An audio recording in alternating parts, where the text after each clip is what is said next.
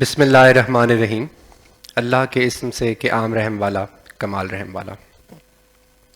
My talk today is for all of you who have never done business before but have always thought about starting something of their own and yet living a very satisfying and fulfilling life working for someone else. My name is Saad and I started an industrial contracting and management consulting firm in Pakistan. I have an experience with the FMCG industry of Pakistan and my specialization is mechanical engineering. A couple of years on from venturing out on my own, I have managed to sell management consulting programs that improve organizational efficiencies, specialized training products, and engineering solutions to organizations like Unilever Pakistan Limited, Agro Fertilizers, Mol Pakistan, and Descon, and a US-based organization named A Second Chance, INC. Today I earn a couple of times more than what I would have had I continued with the 9 to 5.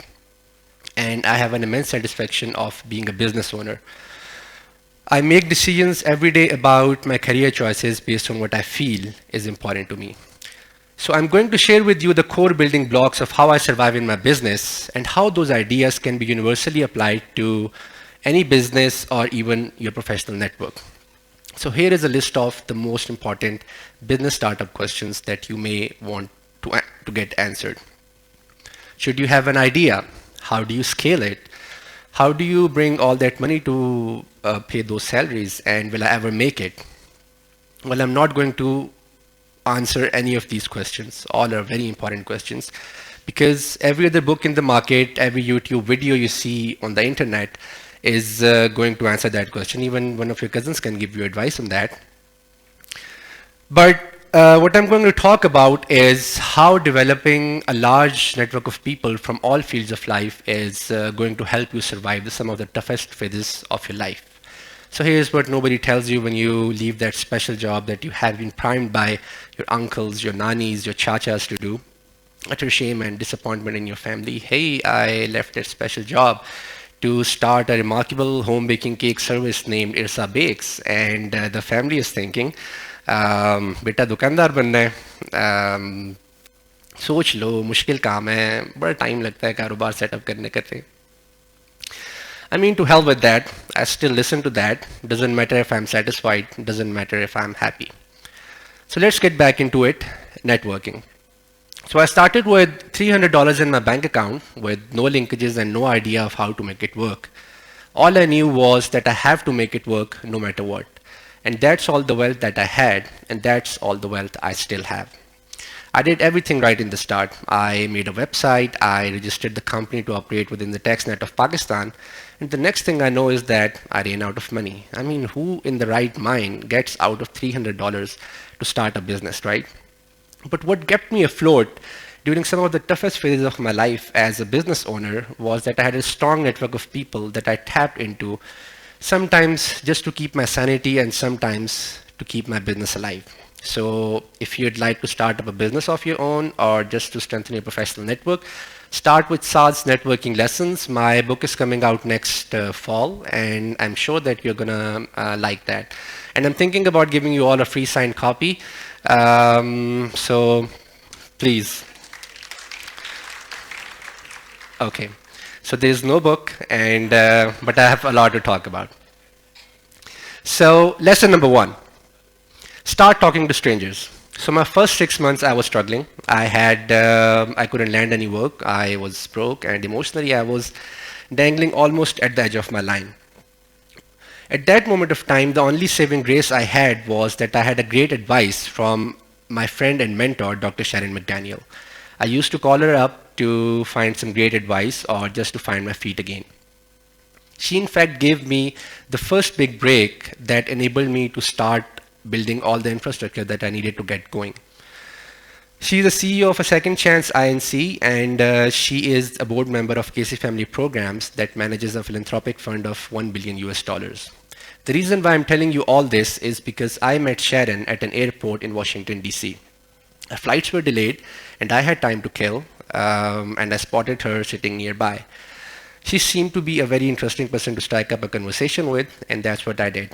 I walked up to her, I said hello, and the next thing we know is that we have been talking for about 2 hours. So my point is that I know Sharon only because I have a habit of talking to strangers. And I'm especially going to talk to you if you look bored in a crowd. So if you want to catch my attention, please look bored in the crowd. So moving fast forward, Sharon and I are still friends, and she's the advisory board member of my company as well. So here's my first lesson. Always seek out and talk to strangers. Unconditional friendships help you when the time is rough, and make sure that you do the same for them as well. Lesson number 2. So I work in a business-to-business sales market, and it's all about who you know, your relationships, and who is willing to trust you to solve their problems when they have so many options available in the market. So one of my habits that has helped me in this arena is that I stay connected with people I know without any expectation of return. So we may meet at this Fulbright conference, and the next time you may see me is at your workplace because I was there to meet someone to get something done, and I saw your familiar face. Of course, I'm going to take the initiative and say hello to you again. And I'm sure that if I am facing a roadblock, you are going to help me out by getting me through to someone who can get things rolling for me. Or maybe you are the one that I've been looking for all along. My point is that your friends give you leverage nobody else does. Lesson number 3. Never stop pestering someone respectfully. So I started out by pitching my ideas to my friends in the industry, my potential clients, and even some of my competitors who stopped responding to my phone calls or wished me luck or gave me great advice or things like that. At that moment of time, my point of telling you all this is that I'm not going to stop pestering you unless I have a clear answer from you. I learned the best things from the competitors who closed doors on me, and I figured out that if one door is closed, you always find another way through someone else in your network. So if you want to connect with an investor or an important personality who can move things for you, all you have to do is find someone who can get you through to someone who can set up that important meeting for you, and you're good to go. All you have to do is ask, follow up, and be willing to put in work that is needed to make your friend look good too. So entrepreneurship or starting your own business is all about people. People solve your problems if you solve theirs. If you solve a problem, you've got a product. You sell that product, you get revenues. But if somehow you connect with your people and find a way to connect those people with your idea, you've got a good enough business model that is not going to let you die for a couple of years. So if you've got a great idea but no money, then there must be some skill that someone may be willing to pay for it. Find someone, find that person, and you've got your first business. Do not stop over there. Keep expanding the source of revenue, or you are going to die when your first source of revenue dies. So starting a business is tough and daunting everywhere in the world. But the good news is that you do not need to have a remarkable idea. You do not need to be super smart. An example is in front of you. And you do not really need an investment to begin with.